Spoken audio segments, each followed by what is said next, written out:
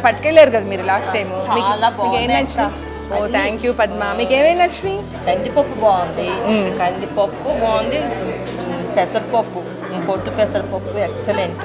Next ఇంగువ ఎవరు కొనరేమో కానీ ఇంగువ కొన్నాను, చాలా బాగుంది. ఇంగువ అందరు బాగా కొంటున్నారు. పసుపు బాగుంది. బెల్లం పొడి అయితే మా చిన్నవాడు వాడికి కూడా రోజు చిన్న కంపల్సరీ పెడుతుందా మసాలా వేసారు. అదే మిరియాలుని యాలకులు వేసాడు. అదే అది చాలా బాగుంది. రోజు ఆడుకుంటూ తింటాడు.